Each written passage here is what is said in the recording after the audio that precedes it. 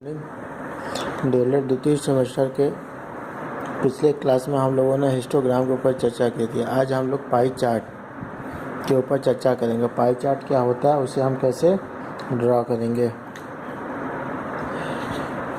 Pie chart वृत्तीय चित्र के रूप में होता है। यहाँ वृत्त के केंद्र पर बनने वाले सभी कोणों का योगफल 360 अंश होता है, अतः समस्त आंकड़ों का योगफल 360 अंश होता है। कुल राशि में किसी निश्चित मद का भाग कितना है, उसे 360 अंश में से निकालकर वृत्त की रचना की जाती है।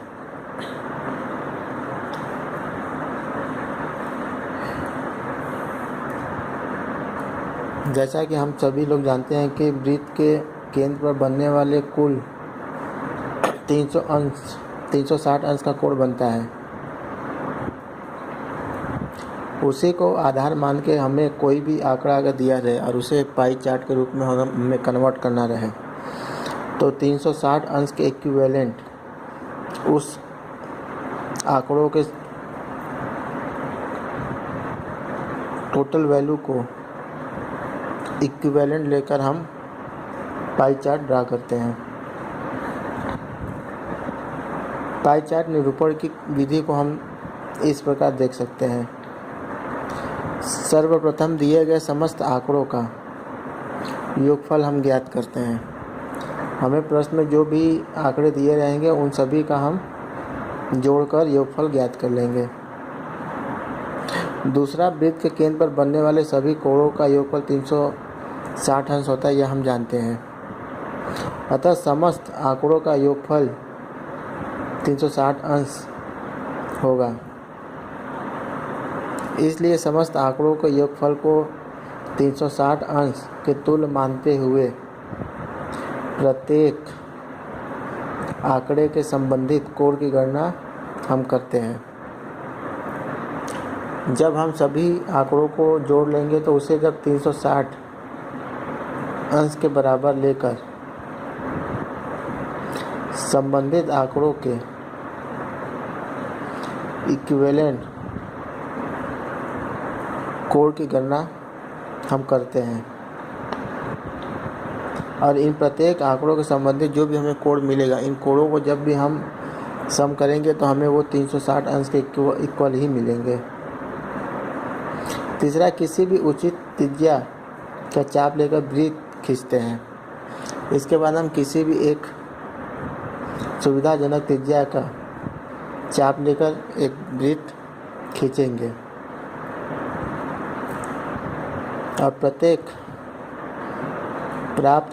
कोणों के आधार पर वृत्त को विभिन्न वृत्तखंडों में विभक्त करते हैं और प्रत्येक वृत्तखंड में सबसे इससे संबंधित विवरण अंकित करते हैं। और जो हमारा पाई चार्ट है उसका जो शीर्षक होगा वृत्त के ऊपर या वृत्त के नीचे अंकित करते हैं।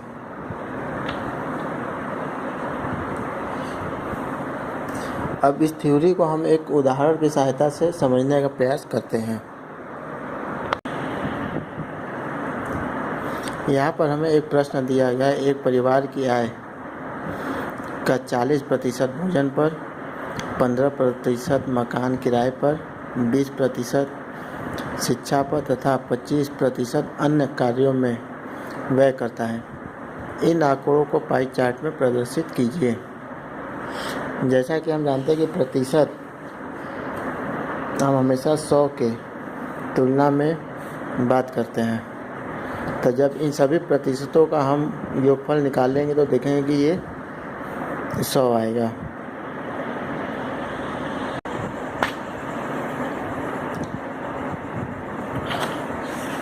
जैसा कि पहले बताया गया था कि पाई चार्ट के निरूपण की विधि में सबसे पहले हमें सर्वप्रथम दिए गए समस्त आंकड़ों का योगफल ज्ञात करना है। तो यहाँ पे सबसे पहले हम जो आंकड़े दिए गए तो उनका योगफल प्राप्त ज्ञात करते हैं तो हमें 100 प्राप्त होता है। इसके बाद हमें बताया गया था कि जो आंकड़ों का योगफल होगा वो उसे वृत्त के 360 अंश कोण के बराबर मानना है या लेना है।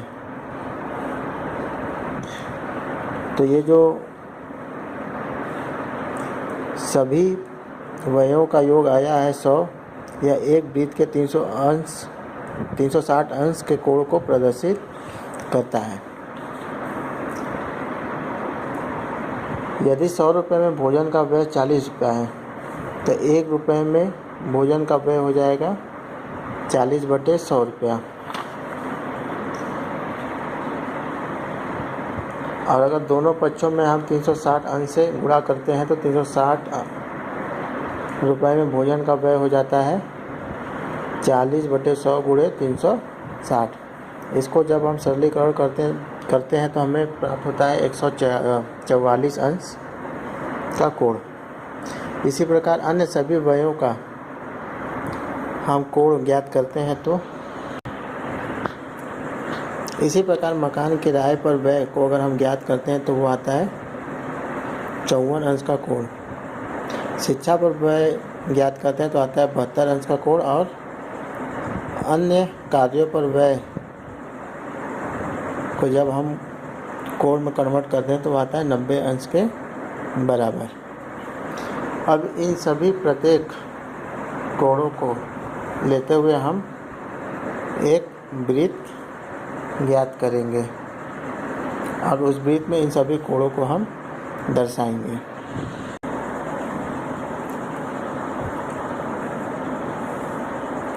प्राप्त कोणों के आधार पे सबसे पहले हम एक त्रिज्या लेते हुए एक वृत्त का निर्माण करते हैं और इस त्रिज्या को आधार मान के हम 144 अंश का एक कोण ड्रा करते हैं। और ये जो हमारा वृत्तखंड है ये भोजन पे खर्च किए गए आंकड़े को दर्शाता है।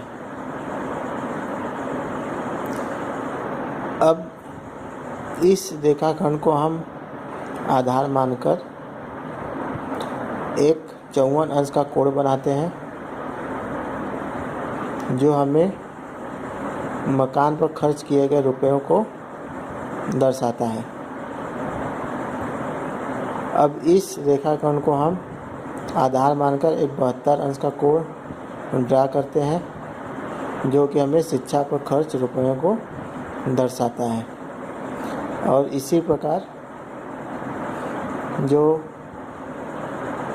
चौथा वाला वृत्तखंड है वो हमें अपने आप ही प्राप्त हो जाता है। और इसे जब हम मेजरमेंट करेंगे तो हमें 90 अंश का ही कोण मिल जाता है और ये अन्य कार्यों को दर्शाता है। तो इस प्रकार हम एक पाई चार्ट का निर्माण कर सकते हैं।